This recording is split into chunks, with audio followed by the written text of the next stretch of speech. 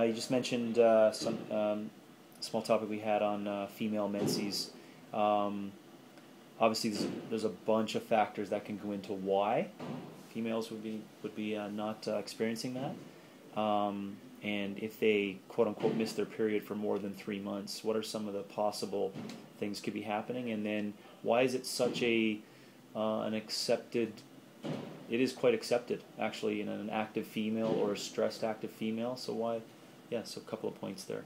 So one of the if we go way back into childhood, I start seeing already problems being created because of the aspect of eating estrogen-like precursors that are in plastics and a lot of the environmental exposure. So we have women, young girls, who are starting their menarche much earlier because they're getting higher levels of estrogen, but they're not necessarily getting adequate levels of progesterone. So they may be developing secondary characteristics, and they're already into an estrogen-dominant situation.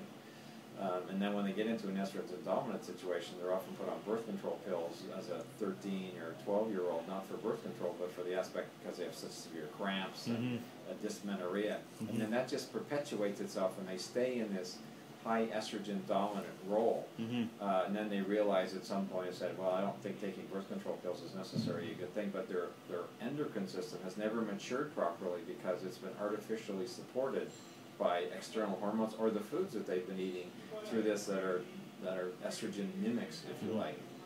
As we see many women with menstrual irregularities, 70% of them probably are estrogen dominant.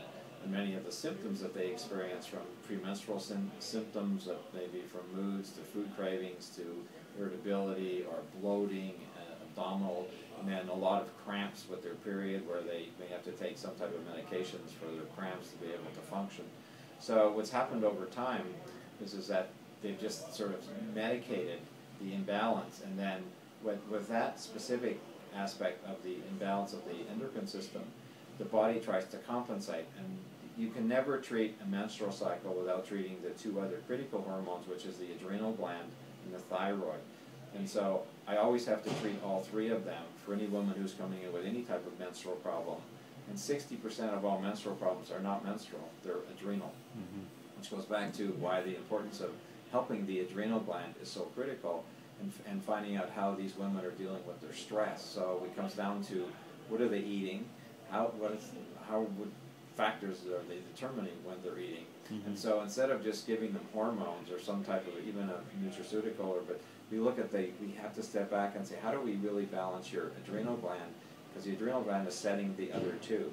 And we want menstrual cycles to be between 26 and 30 days. And if they're not, then we do intervention. From a nutraceutical perspective, the essential fatty acids become an incredibly important role in the development of these specific hormones for these women. And until they get their endocrine cycle in balance, or hormones, it's going to be very, very difficult to reach any kind of high-level performance, whether they have personal training with an expert trainer or not. So it's critical that the endocrine system be in balance, but not just the estrogen and progesterone, also the adrenal gland and also the thyroid, and they always compensate. So every plan that I give a woman who has an issue involves some support for adrenal and the thyroid. So the number one always is adrenal that we go after. Just a couple of points on, I know longevity has a piece to play in this as well, in terms of bone health and just organ health long term. But there is, I'm not sure if you're aware of it, a lot of very active, somewhat considered from the outside fit females that haven't experienced menses for a long period of time. So can you give me some ideas on repercussions possibly for those females, and what kind of things they can start with to Well, we know that one of the unfortunate things for many women, we know from the aspects of from Olympic athletes, for example, who do very, very heavy training, that one of the worst cases of osteoporosis I've ever seen was in a 28-year-old former Olympic athlete who trained 10, 12 hours a day, never had a menstrual cycle, and literally leached out her bones because she was running very high cortisol levels because of the constant stress she was under, was never able to get her cortisol levels back into normal balance. So in addition to breaking down your physical musculoskeletal system, you know that unfortunately there's a significant increase in cancer, breast cancer and uterine cancers, because of the fact that the hormones, because it's meant that a woman should be menstruating to change. And the other thing that's important about menses is, and one of the reasons that women live longer than men statistically, is because on a monthly basis, that's how they discharge a lot of their waste product, their toxicity. Mm-hmm. Men don't have the ability to get rid of their toxins that are building up in their system from just living in our life. Mm-hmm. However, women have the ability through their monthly bleed to get rid of that toxicity, which is really why they live longer by Mm-hmm. a few years over the course. And we see that happens that when a woman is in menopause, the diseases that men get, the women start catching up to, because they lose the ability to that monthly Mm-hmm. ability to lose that toxicity. Mm. So what are some initial starting points for some females that may be in that situation to begin with? So the simplest ways that I recommend to every woman, even if she's having a normal menses, is we use nutrition, and we use nutrition from the aspect in the first half of her menstrual cycle, Mm-hmm. either follow, and if she's not menstruating, then we use the moon cycle Yeah.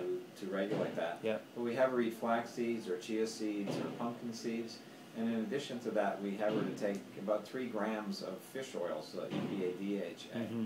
And then when she gets to mid-cycle, when we get to a full moon, we change the seeds, we change them to sunflower and sesame seeds, and we drop down the dose of fish oils, and we add evening primrose oil. Mm-hmm. And we found that over the course of several months, that and sometimes using botanical medicines, we're able to start to regulate the normal flow and cycle. And in fact, it's probably the simplest, most straightforward treatment that I've recommended to many women, and probably half the women who've had irregular menses, just Mm-hmm. if they follow a seed cycling Yeah. and the essential fatty acid cycling, in addition to trying to optimize the specific foods for them, they're able to get their menstrual cycle back in balance, because it's also part of getting their adrenal gland back in Mm-hmm. balance, which means you have to go to bed more or less at the same time, you get up more or less at the same time, you eat your meals at the same Yeah. time, because the adrenal gland is about routine Yeah. and rhythm. Create this rhythm. Create the rhythm. Mm-hmm. And as we create the rhythm, and whether you exercise, the type of exercise at the same time, and the foods that you eat, Mm-hmm. is very important for balancing the entire endocrine system. Good. I'm glad you said that, but the seed aspect is new to me.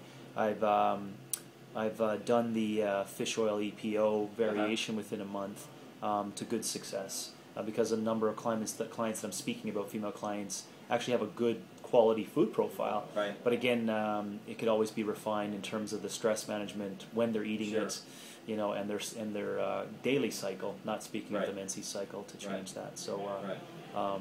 thank you for that. All right.